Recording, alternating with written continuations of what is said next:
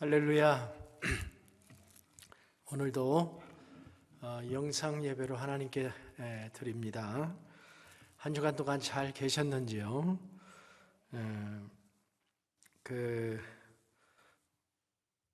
이 카운티의 퍼블릭 헬스 오더가 날짜가 5월 1일까지로 기한이 되어 있는데요.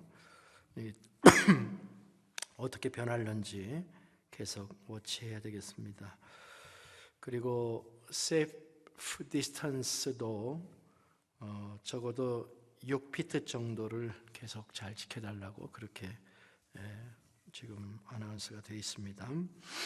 건강하게 계시다가 다시 만나야 될 것 같습니다. 한 분 한 분 뵙고 싶은데 지금 벌써 6번째 주일로 이렇게 들어가게 되면은 만일 5월도 계속 진행이 되면 참 힘들고 뵙고도 쉽고, 그래서 생각한 것 중에 하나가 자동차 신방입니다. 자동차 신방.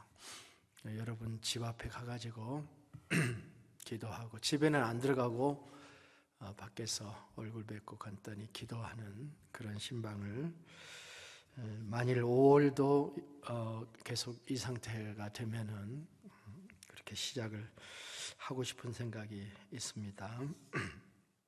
계속해서 10 기도해 주셔서 우리의 마음을 연합해서 하나님께 올리는 이 마음을 계속 드리시기를 원합니다. 오늘도 마지막 찬양 시간에 헌금 시간으로 하나님께 드리도록 하겠습니다.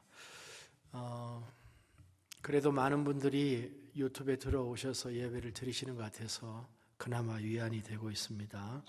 이번 주도 함께 기쁨으로 하나님 앞에 예배 드리기를 원합니다. 다 함께 기도하심으로 4월 26일 주일 예배를 하나님께 드리겠습니다. 기도합니다.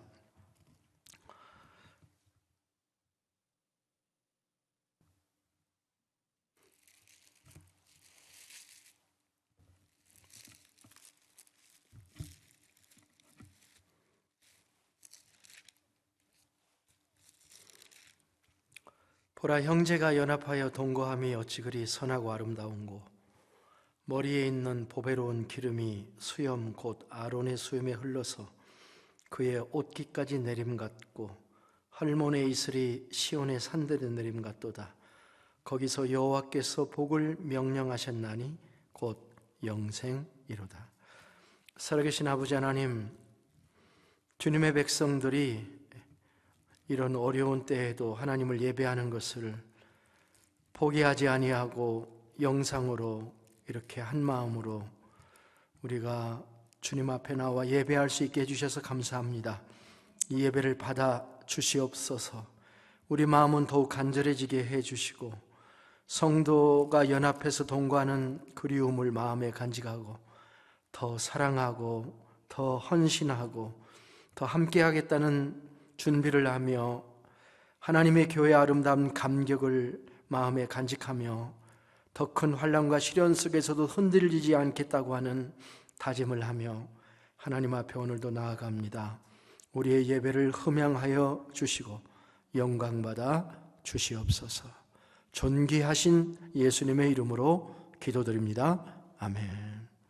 찬송가 16장을 부르시겠습니다.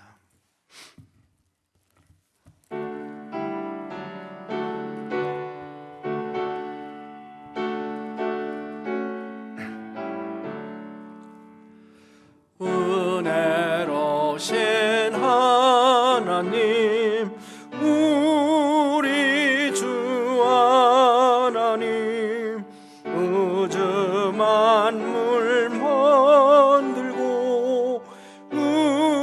우리를 택하여 사랑하는 자녀로 삼아 주신 그 은혜가 고마워 찬양합니다.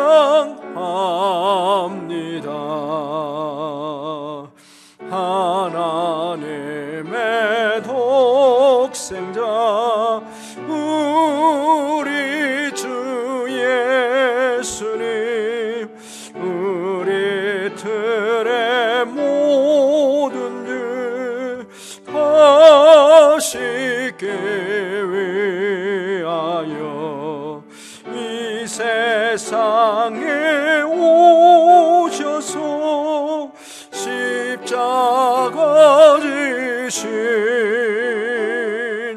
그 큰 사랑 그네 찬양합니다.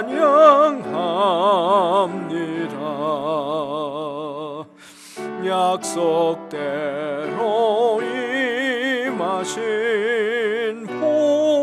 보혜사 성령님, 충만하게 하시어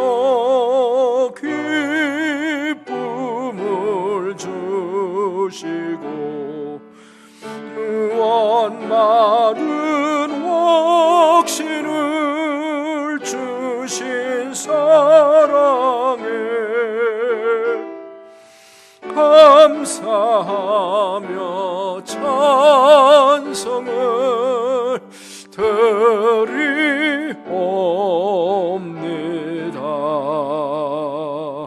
아멘.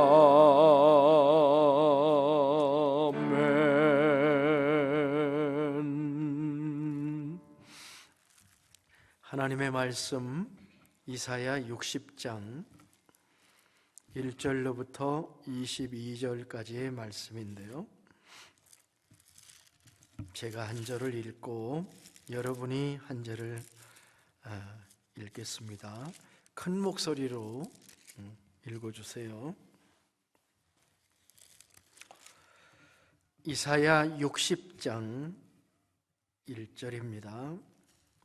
일어나라, 빛을 발하라. 이는 내 빛이 이르렀고 여호와의 영광이 내 위에 임하였음이니라.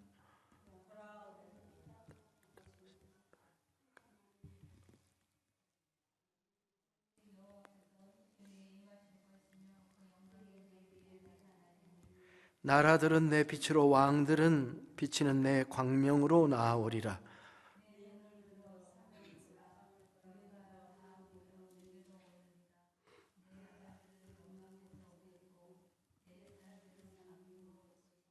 그때 내가 보고 기쁜 빛을 내며 내 마음이 놀라고 또 화창하리니, 이는 바다의 부가 내게로 돌아오며 이방 나라들의 재물이 내게로 오미라.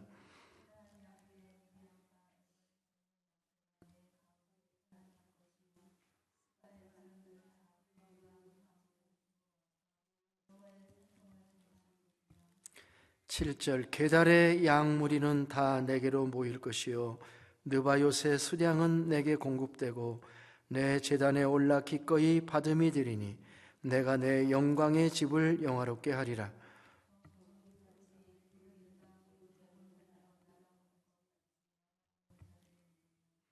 곧 섬들이 나를 앙망하고 다시스의 배들이 먼저 이르되 먼 곳에서 내 자손과 그들의 은금을 아울러 싣고 와서 내 하나님 여호와의 이름에 드리려 하며 이스라엘의 거룩한 이에게 드리려 하는 자들이라. 이는 내가 너를 영화롭게 하였음이라.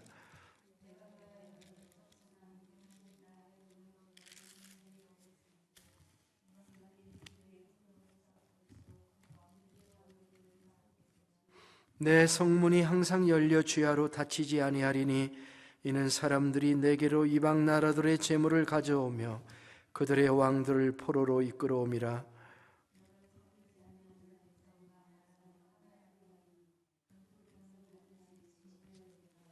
레바논의 영광꽃 잣나무와 소나무와 황양목이 함께 내게 이르러 내 거룩한 곳을 아름답게 할 것이며 내가 나의 발둘 곳을 영화롭게 할 것이라.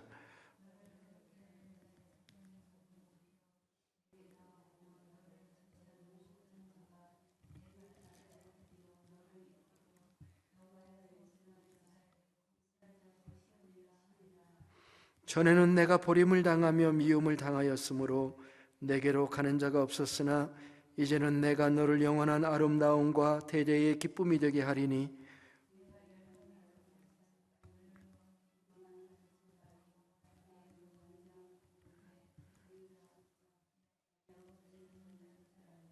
내가 금을 가지고 놋을 대신하며 은을 가지고 철을 대신하며 놋으로 나무를 대신하며 철로 돌을 대신하며 화평을 세워 관원으로 삼으며 공의를 세워 감독으로 삼으리니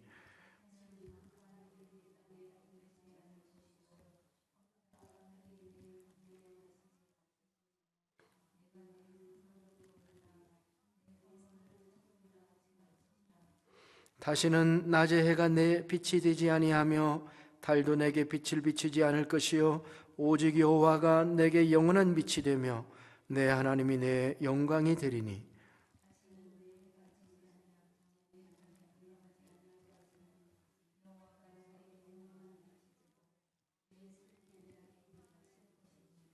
내 백성이 다 의롭게 되어 영원히 땅을 차지하리니 그들은 내가 심은 가지요 내가 손으로 만든 것으로서 나의 영광을 나타낼 것인즉 같이 읽습니다. 그 작은 자가 천명을 이루겠고 그 약한 자가 강국을 이룰 것이라. 때가 되면 나 여호와가 속히 이루리라. 아멘.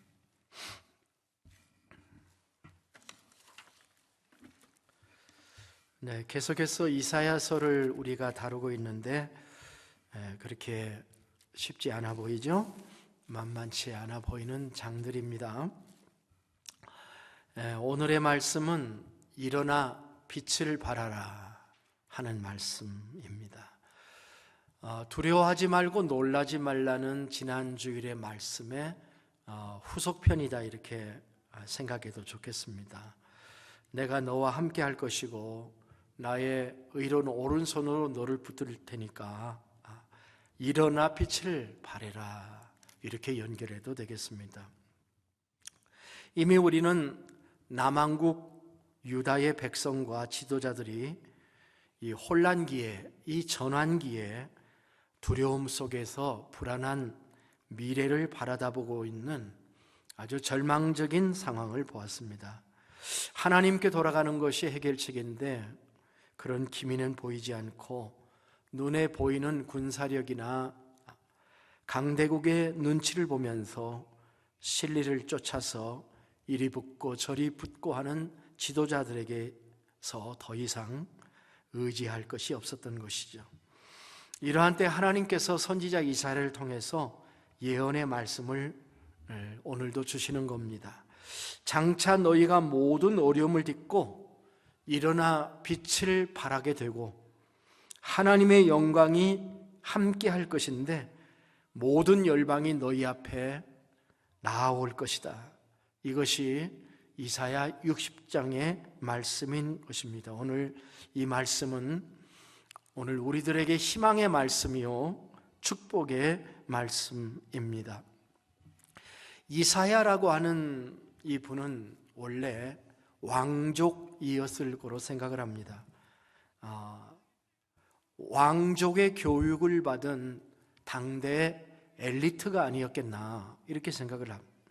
왜냐하면 역대하 26장 22절에 보면은 그 세 번역으로 읽어보면 잘 설명이 되어 있는데요. 우시아의 통치 기간에 있었던 다른 사건들은 초기의 것에서부터 후대의 것에 이르기까지 아모스의 아들 예언자 이사야가 기록하여 두었다.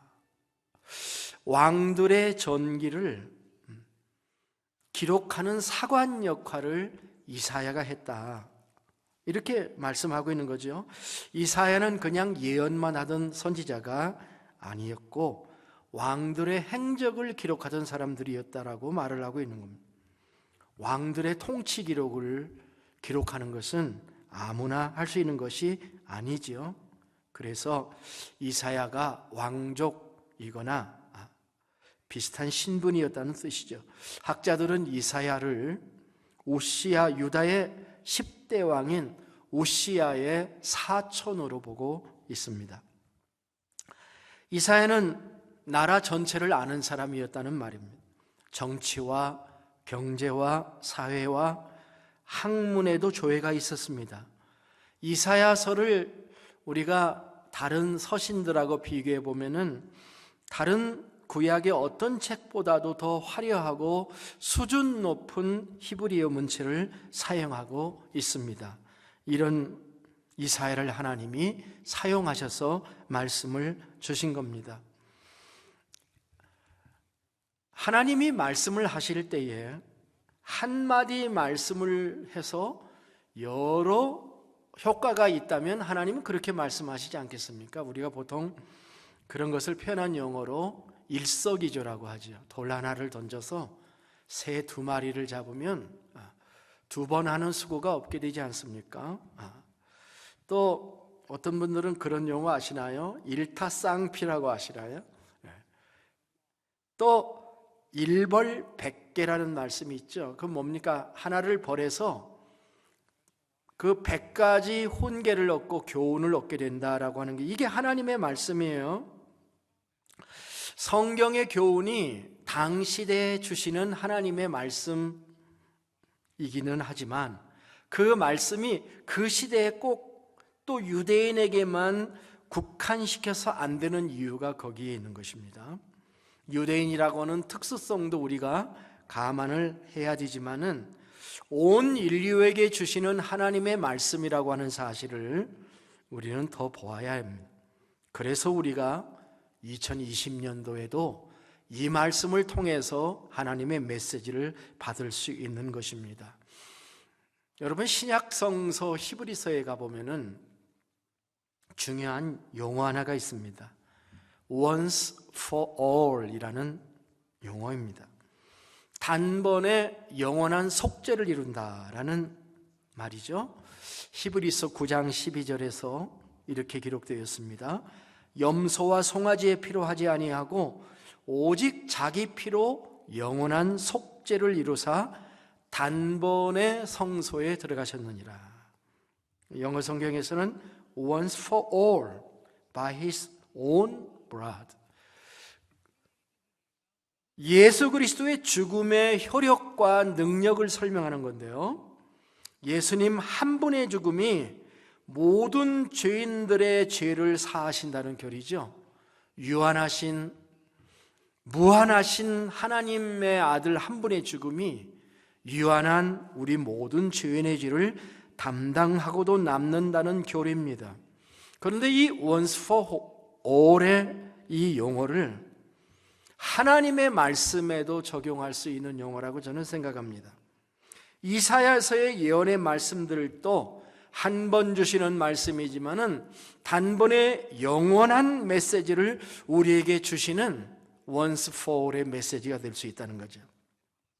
그래서 이 말씀은 이사야가 살던 시대에도, 아수르 시대에도, 바벨론 시대에도, 페르시아 시대에도, 로마 시대에도 주시는 하나님의 말씀이고, 초대교회가 네로의 박해를 받았던 때에도 필요한 말씀이고, 유대인들이 히틀러에게 600만 명이 학살을 당하는 그때에도, 그리고 현대 모든 나라, 모든 시대의 역사 속에서 혼란을 겪고 있는 하나님의 백성들에게도, 그리고 말세를 지니고 있는 우리들에게 주시는 once for all의 말씀이 오늘 이사야의 말씀이다.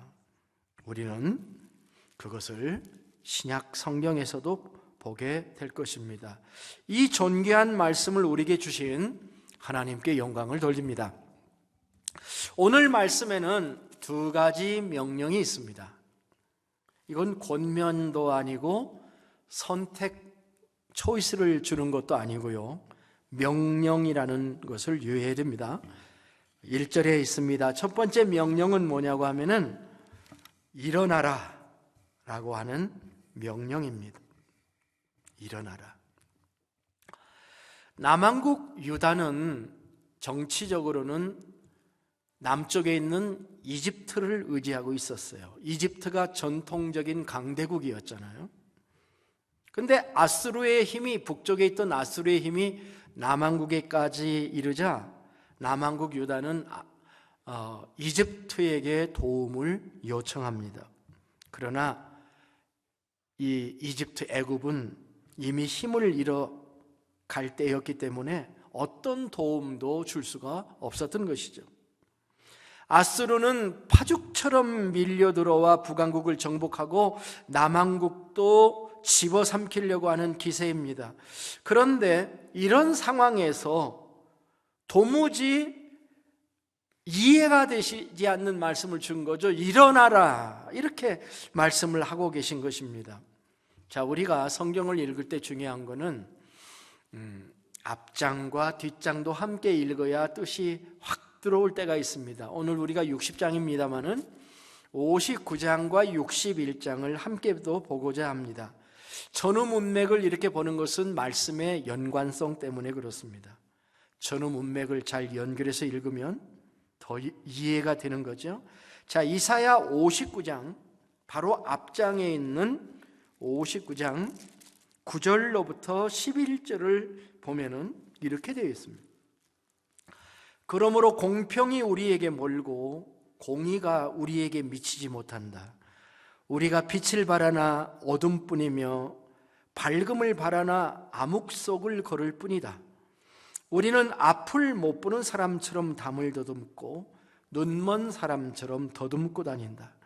대낮에도 우리가 밤길을 걸을 때처럼 넘어지니 몸이 건강하다고 하나 죽은 사람과 다른 바 없다. 우리 모두가 곰처럼 부르짖고 비둘기처럼 슬피 울며 공평을 바라나 공평이 없고 구원을 바라지만 그 구원이 우리에게서 멀다. 자, 이런 상황이라는 것이죠. 아무리 읽어봐도 이런 상황에서 60장이 시작되는 건데요, 아무리 살펴봐도 일어날 상황이 아닌 것처럼 보이지 않아요? 한마디 한마디가 뼈를 찌르는 절망의 언어들이에요. 예를 들면 몸이 건강하다고는 하나 죽은 사람과 다름이 없다. 제가 이 말씀을 읽으면서 요새 꼭 우리들 얘기하는 것 같네, 그런 생각을 했어요. 몸이 건강한데 죽은 사람과 다름이. 그런데 하나님은 바로 이런 사람들에게 지금 아무리 사회를 봐도 공평도 없고 공의도 없으니 이거 소망이 없는 거예요. 그런데도 하나님께서는 일어나라고 지금 말씀하고 있는 거잖아요. 얼핏 잘 이해가 되지 않는 거예요. 일어나기 싫어서 안 일어나는 거 아니지 않습니까? 자, 그런데 두 번째 명령도 있습니다. 자, 두 번째 명령이 뭔지 아시겠죠? 1절에 나와 있죠? 두 번째 명령은 빛을 발하라 하는 것입니다. 여러분들은 아침에 일어날 때 어떠십니까? 요즘 저는 어떤 날은 일어나기가 참 쉽지 않아요. 깨기는 깨가지고 한참 멍 때리고 앉아 있을 때가 있어요. 서서히 움직이죠.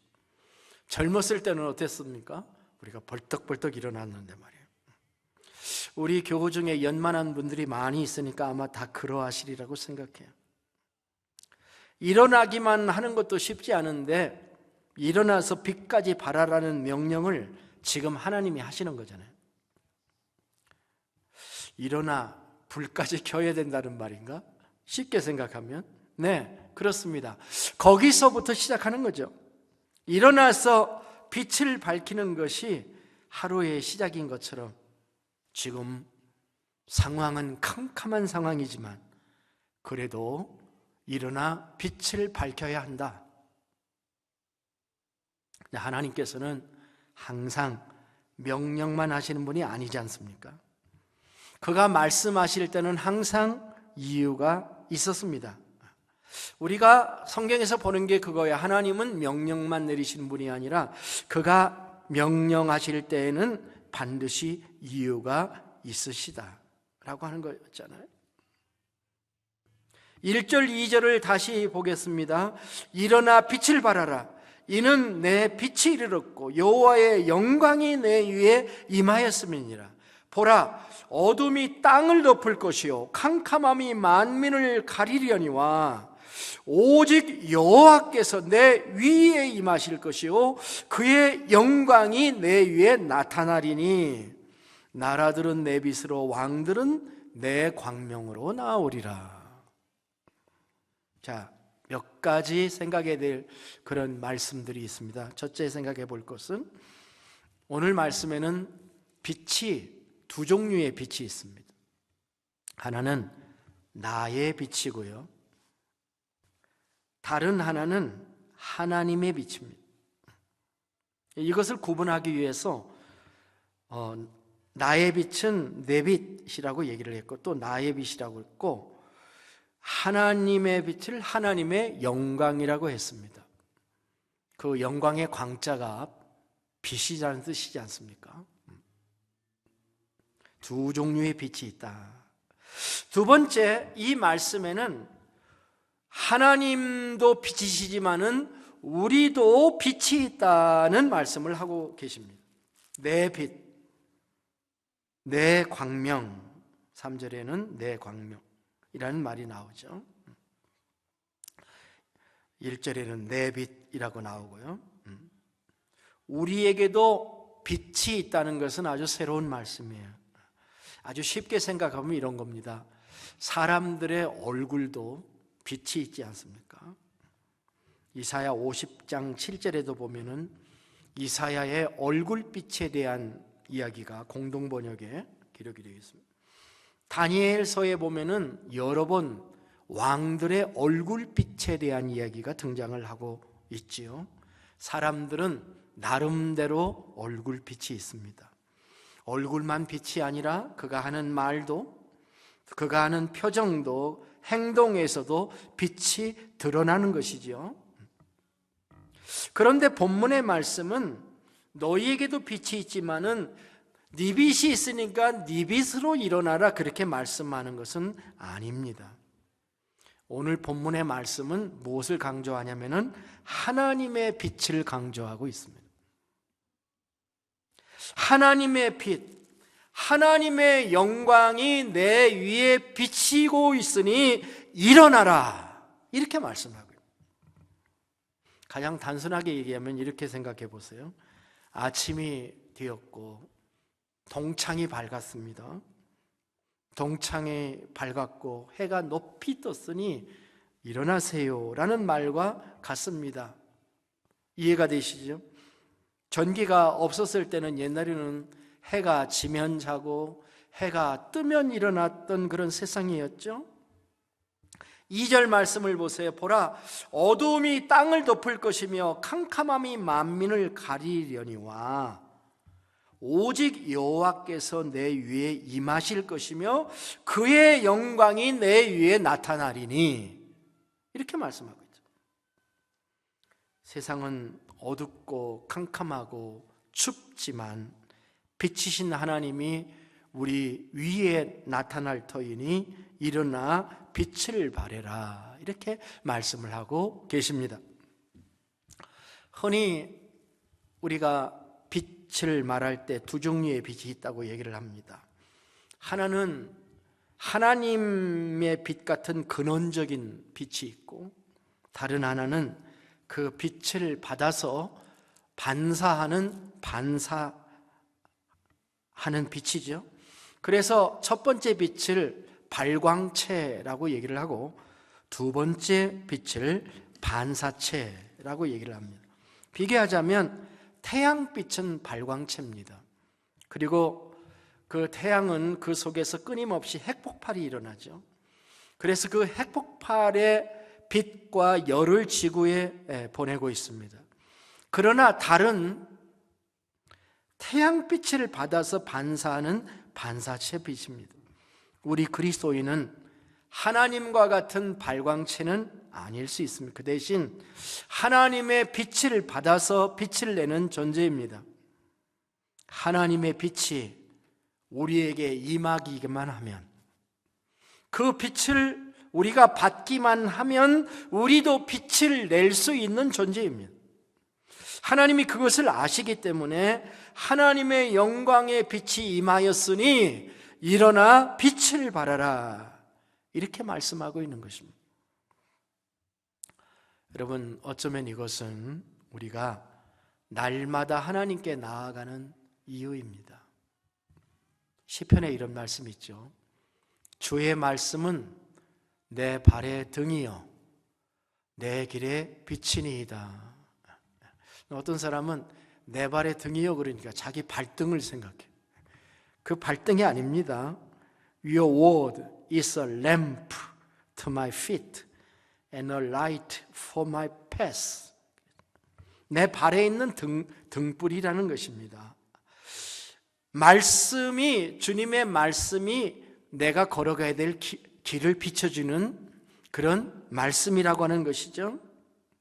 우리의 기도 생활도, 성경을 읽는 생활도, 기도 생활도 이 빛을 받는 생활이에요. 빛을 받는 기도를 제대로 할 때에 우리는 날마다, 매 순간마다 일어나 빛을 발할 수 있는 존재로 살아가게 될 겁니다. 인류는 태양빛에 의존해서 사는 것처럼 보입니다. 태양빛이 동물과 식물에게 작용해서 지구를 생존하고 있습니다. 빛은 우리에게 밝음도 주지만 에너지기도 하잖아요. 그 빛의 태양광 에너지를 이용해서 전기도 생산합니다. 빛은 열이기도 해요. 따뜻하죠.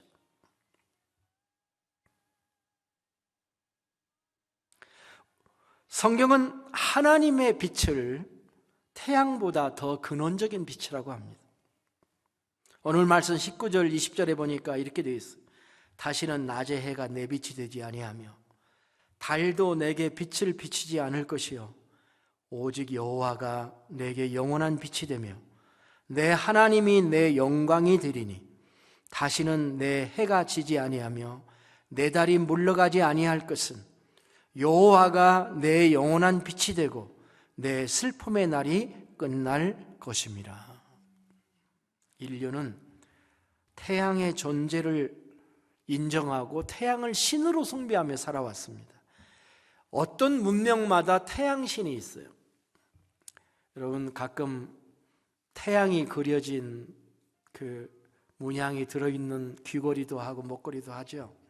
그게 옛날에 다 태양신을 숭배하던 흔적들이에요. 지금도 태양이 지구 존립의 근거처럼 얘기합니다. 그러나 태양조차도 이 빛 앞에서는 아무것도 아닌 참빛이 있다고 얘기하는 겁니다. 그것이 하나님의 빛이고 하나님의 영광인 것입니다. 이 태양빛도 빛이 되지 못하는 강렬한 빛이 우리에게 비춰주기 때문에 우리가 그 빛에 의해서 일어날 수 있다, 이렇게 얘기를 하는 것입니다. 태양빛은 하루 24시간 우리를 못 비춰줍니다. 시시각각으로 변해요. 추위도 가져다 주고 더위도 가져다 줍니다. 어두움도 가져다 줘요. 극지방 사람들은 빛을 많이 받지 못하고 또 열대지방의 사람들은 너무 많이 받습니다. 낮에 해가 우리를 상하기도 하고 밤에 달도 우리를 상하기도 합니다. 그러나 하나님의 영광의 빛은 모든 사람을 일어나게 합니다. 거기에 어둠이 없습니다. 그렇기 때문에 이 하나님의 빛이 우리에게 비춰지면 우리는 얼마든지 일어날 수 있다. 그렇기 때문에 일어나라. 일어나서 빛을 발하라고 주님이 말씀하고 계신 겁니다. 오늘 말씀에 많은 부분을 차지하는 명제가 뭐냐고 하면은 이제 3절 이후에 거의 끝날 때까지 나오는 얘기가 길게 나오는데요. 그것을 짧게 얘기하면은 너희가 일어나 빛을 발할 때 열방이 몰려올 것이다, 이렇게 얘기를 합니다. 열방은 모든 나라예요. 자, 3절 4절을 보겠습니다. 나라들은 내 빛으로, 왕들은 비치는 내 광명으로 나아오리라. 내 눈을 들어 사방을 보라. 무리가 다 모여 내게로 오느니라. 내 아들들은 먼 곳에서 오겠고 내 딸들은 안개 올 것이라. 그때에 내가 보고 기쁜 빛을 내며 내 마음이 놀라고 또 화창하리니. 정말 행복할 것이라는 말씀을 하고 있는 거죠. 이 말씀은 열방이 유다에 모이는 이야기를 합니다. 밤에 나방들이 불을 보고 달려드는 것처럼 세상이 캄캄한 세상에서 빛을 발하는 하나님의 백성들이 있다고 한다면 열방이 몰려올 것이다. 열방이 예루살렘에 몰려올 것이라고 하는 거예요. 5절부터 9절을 바탕으로 간략하게 정리해 보면 이렇습니다. 이들이 올 때 그냥 오지 않습니다. 이들이 올 때 바다의 부와 재물을 가지고 옵니다. 5절에는 낙타와 금과 유황을 가지고 온다고 6절에 나오고 있습니다. 7절에는 게달의 양과 느바이ot의 수량이 공급됩니다.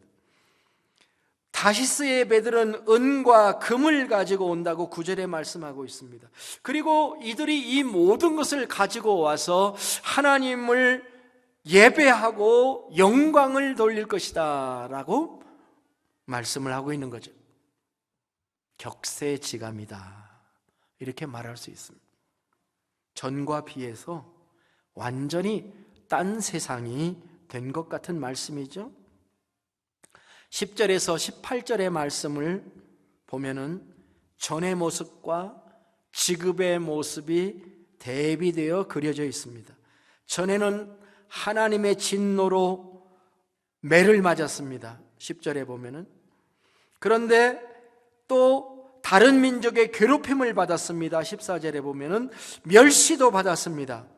15절과 16절에서 이렇게 비교해서 설명을 하고 있습니다. 15절을 보시면 전에는 내가 버림을 당하며 미움을 당하였으므로 내게로 가는 자가 없었으나 이제는 내가 너를 영원한 아름다움과 대대의 기쁨이 되게 하리니 내가 이방 나라들의 젖을 빨며 무당의 젖을 빨고 나 여호와는 내 구원자 내 구속자 야곱의 전능자인 줄 알리라.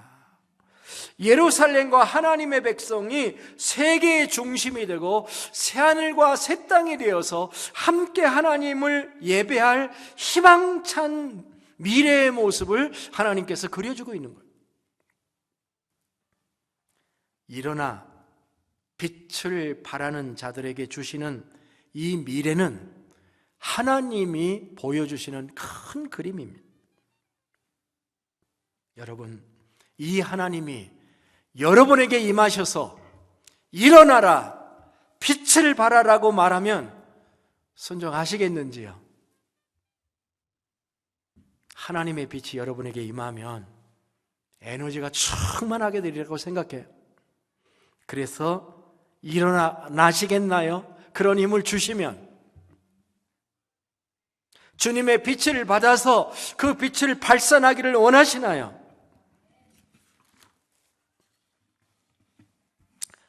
자, 다시 본문의 현실로 돌아가서 과연 유다 백성들은 이 이사야 60장의 메시지를 받을만 하였겠는가라는 것입니다. 정직하게 질문해 보지 않을 수가 없습니다. 어떤 질문이냐면 일어나 빛을 발하면 열방이 내 앞으로 돌아오리라고 하는 이 예언이 성취되었는가라고 하는 겁니다. 역사 가운데서 우리가 정직하게 유다와 이스라엘의 역사를 살펴볼 것 같으면 이 말씀이 성취되었다고 말하기가 어렵습니다. 우리가 성경의 역사만 봐도 마찬가지죠. 결국 남왕국 유다는 망하였고 페르시아 제국이 시작될 때 고국으로 돌아왔지만 예전의 영광을 찾는 것도 벅찼었어요. 나중에 이스라엘은 로마의 속국이 되어서 나라도 없이 수천 년을 방황하였죠. 2차 세계대전이 1939년부터 1945년까지 있었는데 2차 세계대전 이전에 유대인의 인구가 1650만 명이었다고 합니다. 그런데 몇만 명이요? 1650만 명. 그런데 이 2차 세계대전 때 히틀러에 의해서 유대인이 600만 명이 학살을 당했습니다. 1650만 명에서 600만 명이 희생을 당해서 1000만 명대로 주저앉은 거죠. 그런데 2015년에 지금부터 한 5년 전에 그 어떤 발표가 하나 있었는데, 이제 비로소 유대인의 인구수가 이제 이스라엘에 있는 사람과 미국에도 몇백만이 살죠. 전 세계 유대인의 숫자가 비로소 1650만 명의 2차 세계대전 때 이전의 인구로 회복이 되었다, 그렇게 보도를 했습니다. 아직 이 말씀이 응답되지 않았다는 것입니다. 그리고 현금의 이스라엘 상황을 보면 응답되기는커녕 여전히 이스라엘은 국제사회에서 소외도 되고 매도도 되고 왕따를 당하고 있는 중입니다. 그러면 우리는 이런 질문을 할 수 있습니다. 이 말씀의 효용성, 이 말씀의 실현 가능성은 무엇이었는가라고 물을 수밖에 없는 겁니다. 이 말씀을 유대인들이 순종하지 않았구나 하는 것도 우리가 물론 알 수 있게 되겠습니다. 그래서 여기서 우리는 시간 여행을 좀 해서 신약으로 가서 예수님의 시대를 살펴봐야 하겠습니다. AD 1세기로 우리가 나사렛으로 가보기를 원합니다. 예수님이 30세 되었을 때 공생애를 시작하셨는데 갈릴리의 자기 고향의 나사렛 회당에 가신 적이 있었습니다. 나사렛 회당에 가서 그가 그 회당 사람들에게 받아서 읽은 부분이 공교롭게도 이사야, 오늘 말씀의 다음 장인 이사야 61장을 읽으셨습니다. 누가복음 4장이 기록되어 있는 이야기입니다. 예수님은 두루마리를 받았는데 이사야였습니다. 이사야도 66장까지 있으니까 어디를 읽어야 됩니까? 예수님이 찾으셔가지고 읽으신 부분이 61장이었습니다. 자, 누가복음 4장 16절부터 21절을 한번 같이 읽어보겠습니다. 누가복음 4장 16절로부터 21절 한번 찾아볼까요? 예수께서 그 자라나신 곳 나사렛에 이르사 안식일에 늘 하시던 대로 회당에 들어가서 성경을 읽으려고 서심해 선지자 이사야의 글을 들이거늘 책을 펴서 이렇게 기록된 데를 찾으시니, 자, 펼쳐서 준 게 아니에요. 예수님이 찾아서 읽으신 곳이에요.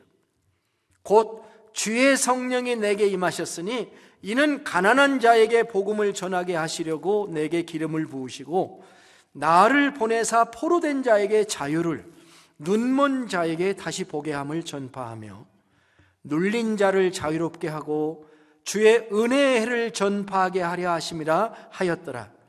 책을 덮어 그 맡은 자에게 주시고 앉으시니 회당에 있는 자들이 다 주목하여 보더라. 왜 이 본문을 저분이 읽으셨지? 뭔 말을 우리에게 하시려고 하는 거지? 이렇게 사람들이 주목했다는 거예요.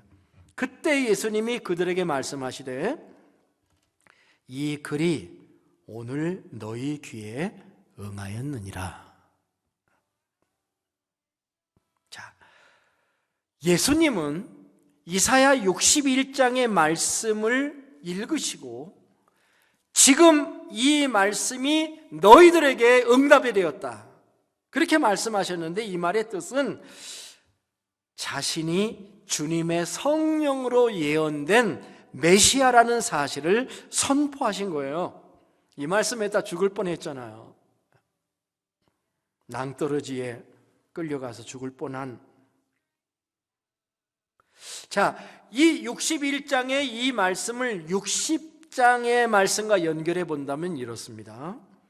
일어나 빛을 발하라고 하신 말씀이 예수님에게서 성취되고 있다는 말씀인 것입니다.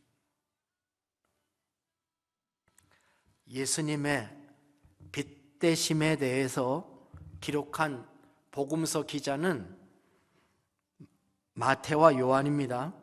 마태는 동방의 박사들이 그의 별을 보고 따라왔다고 그렇게 얘기를 했잖아요. 동방 박사들이 그의 별을 보고 그 예루살렘까지 왔다, 이렇게 기록하고 있습니다. 예수님을 빛으로 본 거죠. 사도 요한은 더 분명하게 설명합니다. 사도 요한의 요한복음 1장과 9장에서 예수님이 빛으로 등장하십니다. 1장 6절 7절에서 그 안에는 생명이 있었으니 이 생명은 사람들의 빛이라. 빛이 어둠에 비치되 어둠이 깨닫지 못하더라. 그렇게 말씀을 했습니다. 1장 9절에서는 요한은 예수님을 이렇게 말했어요. 참 빛, 곧 세상에 와서 각 사람에게 비치는 빛이라고 말씀을 했습니다. 그리고 요한복음 9장 5절에서는 예수님 스스로도 내가 세상에 있는 동안에 세상의 빛이로다 라고 말씀을 했습니다. 아멘. 무엇입니까? 이 빛이신 예수님이 오셔서 일으키는 사역을 시작했다는 얘기를 하려고 하는 것입니다. 예수님이 오셔서, 메시아이신 예수님이 오셔서 일어나 빛을 발하는 사역을 시작했다는 것입니다. 이 예수님의 구원 사역이 결국은 열방을 하나님께로 돌리는 위대한 일의 시작이었다. 그리고 열매이었다라는 얘기를 하고 싶은 겁니다. 예수님은 어떻게 사역하셨습니까? 누가복음 7장 14절에 보니까 예수님은 나인성 과부의 아들에게 가서 관을에 손을 대시고 청년아 내가 내게 말하노니 일어나라 이렇게 말씀하셨어요.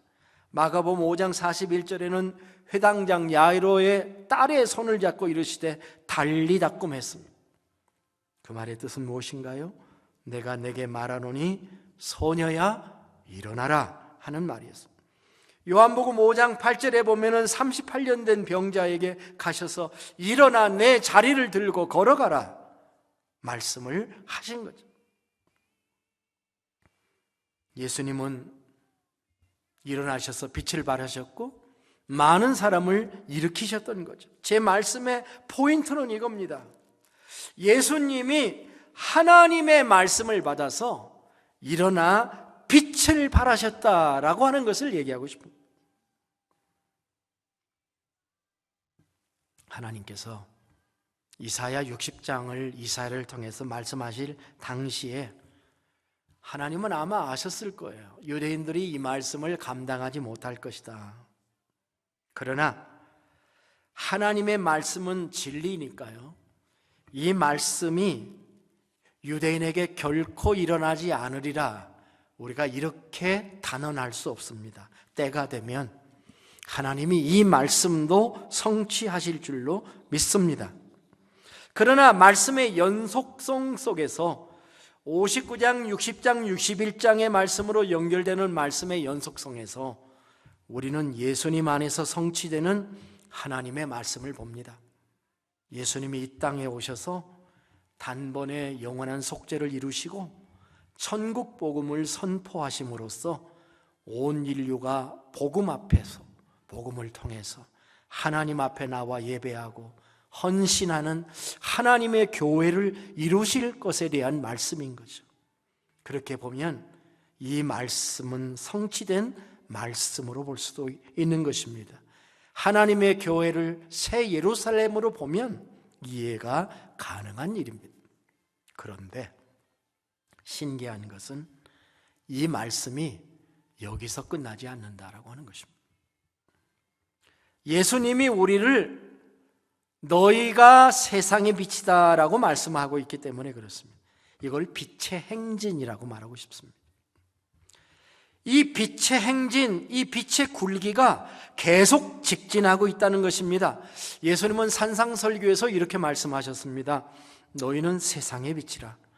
산 위에 있는 동네가 숨겨지지 못할 것이요 사람이 등불을 켜서 말 아래 두지 아니하고 등경 위에 두나니 이러므로 집안 모든 사람에게 비치느니라. 이같이 너희 빛이 사람 앞에 비치게 하여 그들로 너의 착한 행실을 보고 하늘에 계신 너희 아버지께 영광을 돌리게 하라. 하나님의 성령을 받은 예수님께서 이 빛을 우리에게 전달하고 계신 겁니다.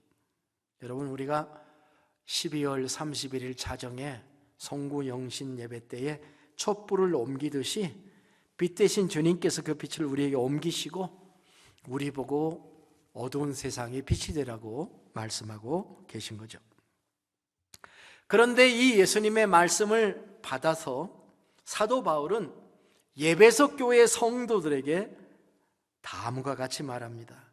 예배소서 5장인데요. 참 중요한 장이니까요. 예배소서 5장 14절의 말씀을 보니까 이렇게 기록되어 있어요. 그러므로 이르시기를 잠자는 자여 깨어서 죽은 자들 가운데서 일어나라. 그리스도께서 너에게 비추시리라 하셨느니라. 아멘. 바울의 관점이 매우 특이해요. 그는 세상의 불신자들은 살았거나 죽었거나 다 죽은 자들이고, 그리스도인들은 죽은 자들 옆에서 잠자는 자들이라고 얘기를 한 거예요. 이거는 당시 사회상을 그대로 드러난 말씀이기도 합니다. 예배소서 5장을 읽어보면 예배소는 영적으로 죽은 도시였습니다. 음행과 탐욕과 참 어리석은 말, 희롱의 말들이 난무하고 우상숭배가 만연한 도시였습니다. 그런데 그런 지역에 들어가서 교회가 생겼고 교회가 세상의 빛이 되고 있었던 것이죠. 물론 아직도 많이 부족한 점이 많았습니다만 예배소서 5장 8절로부터 14절입니다. 잘 들어보세요. 너희가 전에는 어두움이더니 이제는 주 안에서 빛이라. 빛의 자녀들처럼 행하라.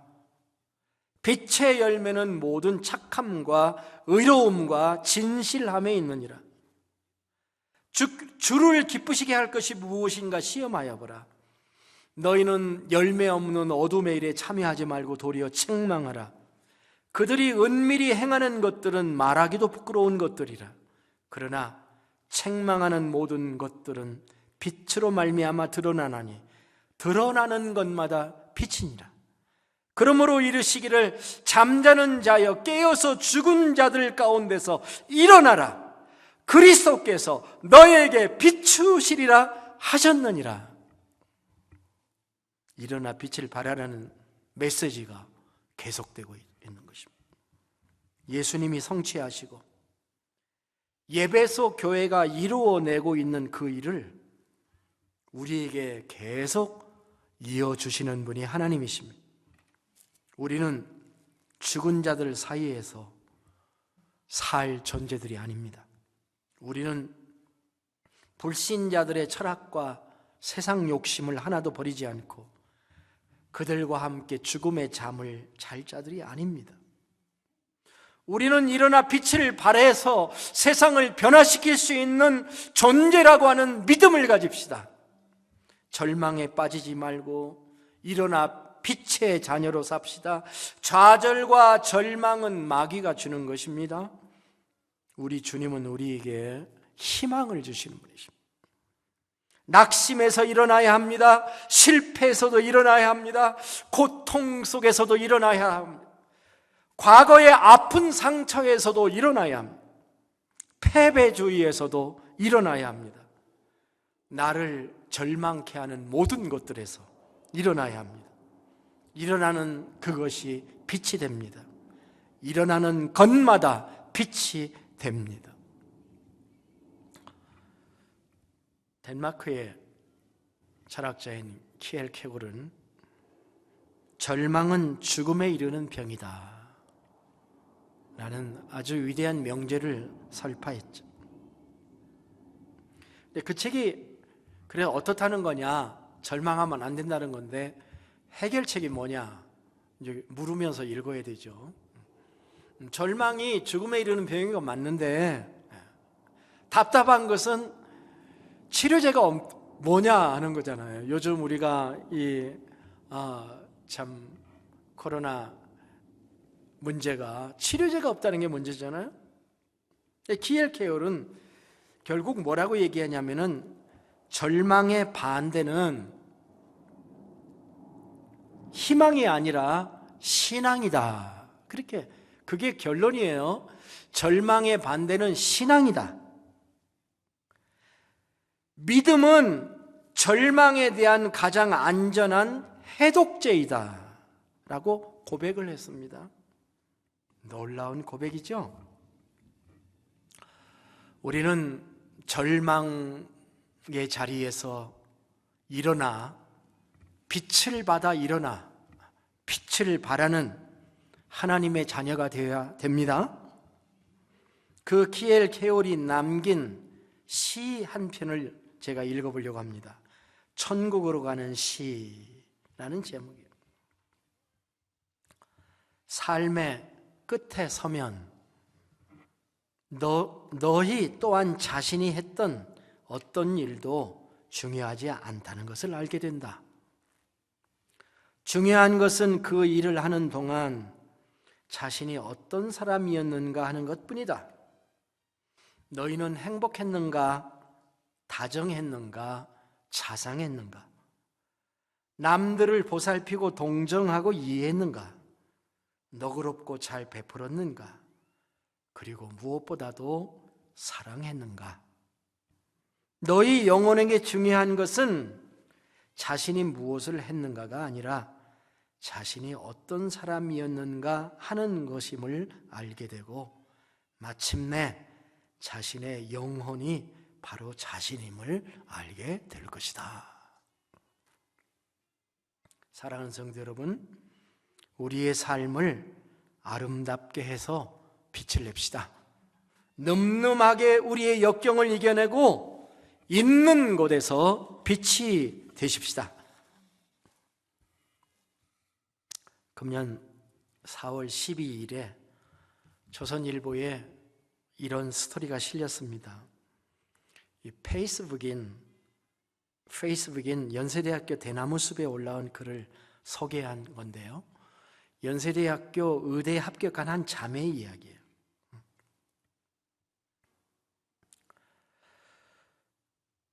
이들은 가난했어요.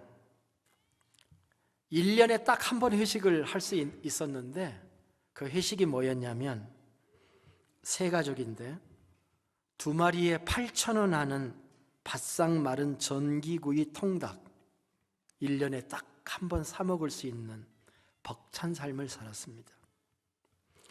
5살 되던 때에 사고로 어머니를 잃었어요. 어머니는 빠듯했던 집안 살림에 보탬이 되려고 식당 일을 나가서 돌아오던 길에 교통사고를 당했습니다. 아버지는 당시 8살이던 언니와 5살이던 자신을 키우기 위해서 일용직 노동자 공사판에 나갔습니다. 아빠는 우리를 없게 키우지 않기 위해서 피눈물을 흘렸지만 애석하게도 아빠의 피눈물의 대가는 그리 크지 않았습니다. 그냥 나와 내 언니와 아빠 세 식구가 죽지 않고 살 정도였다고 했습니다. 세상 물정 모르고 뛰놀아야 할 나이에 가난을 알게 됐습니다. 그는 초등학교에 입학한 후 친구 집에 놀러 갔다가 집 벽에 곰팡이가 피지 않을 수 있다는 것을 알았습니다. 집에 신선한 과일이 준비되어 있을 수 있다는 것을, 집에 미끄럼틀을 놓을 수가 있다는 것을, 그리고 내가 가난하다는 것을 알았다고 했습니다. 언니는 대학을 일찌감치 포기하고 상업고등학교에 진학했습니다. 집이 가난했기 때문입니다. 그는 꿈을 꿀 형편이 아니었기에 꿈이 없었다고 했습니다. 나도 언니처럼 될 거라고 생각을 했습니다. 문득 초등학교 때 담임교사가 했던 너의 재능이 인생을 바꿔줄 것이라는 말이 유일한 힘이 되었다고 합니다. 그런데 그러다가 일이 터졌습니다. 건설 현장에서 일하던 아버지가 사고를 당한 겁니다. 그는 그때 난 더 이상 공부를 할 수 없다는 사실을 깨달았다면서 당장 나 하나 일을 안 한다면 1년에 한 번 새해를 맞아 다 같이 모여 먹는 2마리에 8,000원짜리 바싹 마른 전기구이 통닭을 못 먹게 되는 정도의 가난으로 끝날 일이 아니라는 것을 깨달았다고 합니다. 눈이 퉁퉁 붓고 목이 쉴 때까지 울었는데 그때 언니가 안아주면서 어떻게든 돈을 벌어올 테니 너는 공부해서 개천에서 용 한번 제대로 나보자 하는 언니의 말에 그는 미안해서 죽을 지경으로 공부를 했습니다. 두 번의 기회가 없다는 것을 알았기 때문에 그는 죽을 지경으로 공부를 했는데 결국 수능에서 만점에 가까운 점수를 받았습니다. 그날 아버지는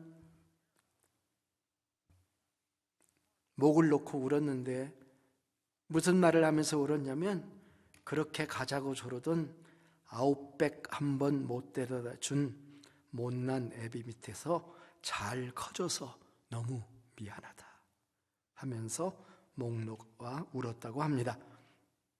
아버지의 말에 수능 가 채점표를 붙들고 세 가족 모두가 엉엉 울었습니다. 그렇게 연세대 의대에 합격을 했습니다. 이 글을 쓴 이 당사자는 오늘 아빠가 아웃백을 사줬다면서 언니와 내가 스파게티와 스테이크와 랍스타까지 먹는 모습을 본 아빠는 또 울었다. 그래서 우리 모두가 함께 울었다고 썼습니다. 그러면서 이런 결심을 합니다. 우리 아빠, 우리 언니에게 생일이 아니라 새해 첫날이 아니라 무슨 특별한 날이 아니라 그냥 아무 이유 없이 먹고 싶으니까 가서 먹을 수 있는 그런 인생을 내가 선물해 드려야지 라고 마음먹었다. 이렇게 써 있었습니다. 저는 이 아이와 이 가정의 인생 스토리에서 가슴이 뻥 뚫리는 느낌을 받았습니다. 절망의 상황에서 포기하지 않고 인내한 결과 아름다운 결말을 얻게 된 아름다운 이야기입니다. 모든 것을 가지고 있으면서도 절망에 빠진 우리들의 부끄러운 모습을 참으로 보기도 하였습니다. 주님은 우리에게 참 많은 것들을 주셨습니다. 주님은 우리에게 빛도 주시고 이 빛을 나누어 주는 자가 되라고 말씀하십니다. 그러기 위해 일어서라고 하십니다.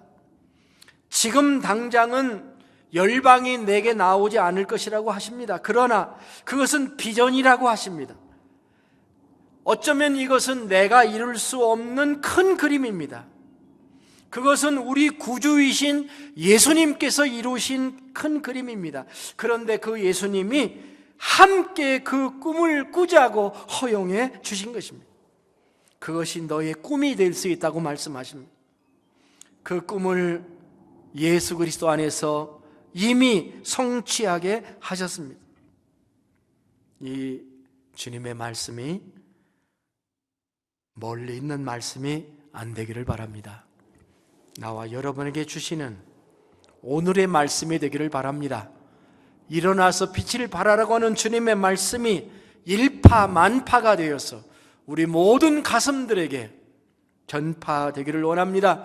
하나님께서는 날마다 우리에게 감당할 수 없는 열정과 정열과 성령의 그런 빛을 우리에게 내려주고 계십니다.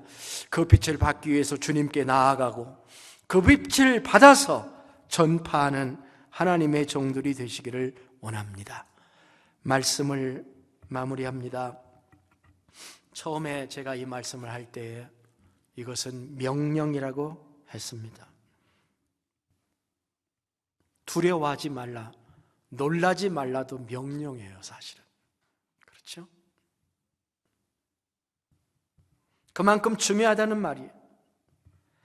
밤이 어둘수록 조그마한 빛이라도 도움이 되는 거예요. 산 위의 마을에 조그마한 등불도 도움이 되는 거예요. 우리는 와사치 마운틴에 살고 있죠. 아무도 안 볼 것이라고 착각하지 마십시오. 우리가 일어나야 됩니다. 우리가 빛을 발해야 됩니다. 하나님의 큰 영광이 우리에게 임하시고 날마다 임하시고 여러분에게 임하셔서 일어나 빛을 발하는 귀한 성도들이 되시기를 주의 이름으로 축복합니다. 기도하겠습니다.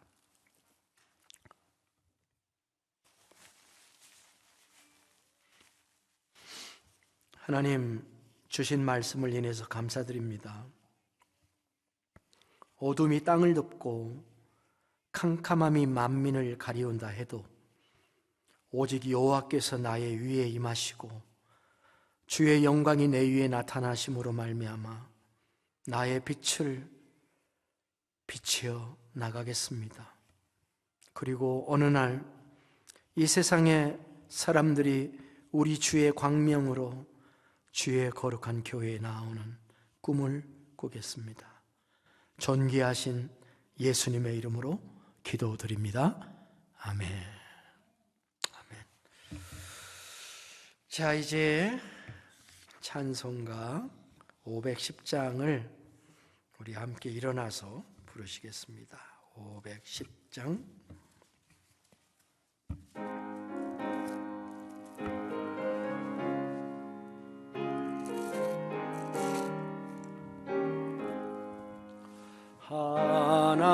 하나님의 진리 등대 길이 길이 빛나니 우리들도 등대되어 주의 사랑 비추세.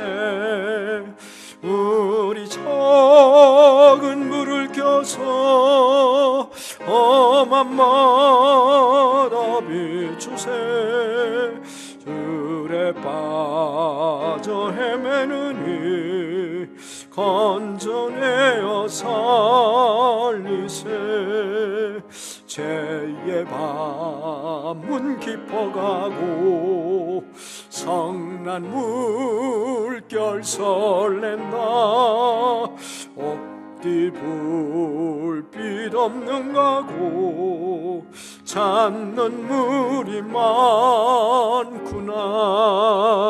우리 작은 물을 켜서 험한 바다 비추세. 물에 빠져 헤매느니 건져내어 살리세. 너의 등불도 두어라. 거친 바다 빛처럼 서히 찾아 헤매느니 생명선에 건져라. 우리 작은 불을 켜서 험한 바다 비추세. 물에 빠져 헤매느니 건져내어 살리세.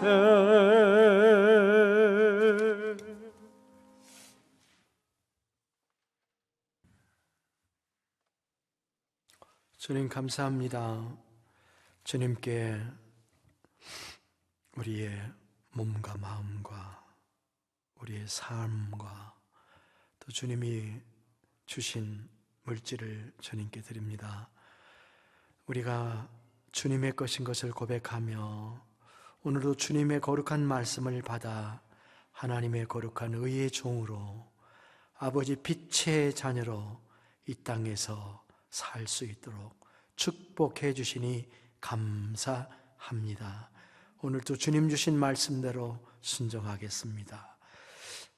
이제는 우리 주 예수 그리스도의 은혜와 우리 아버지 하나님의 무한하신 사랑하심과 성령의 감동 감화 내주 역사 위로 충만케 하심이 사랑하는 성도들, 집에 흩어져서 있지만 한 마음으로 예배하는 모든 존귀한 당신의 백성들, 또 이 땅의 모든 고난받는 백성들, 아버지 하나님 위에 머리 위에 영원토록 함께 계실지어다.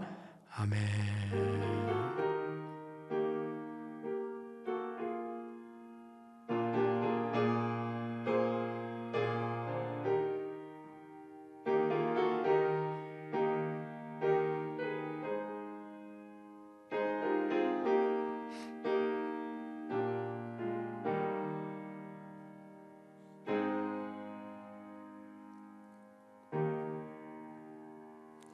아멘. 할렐루야. 감사합니다.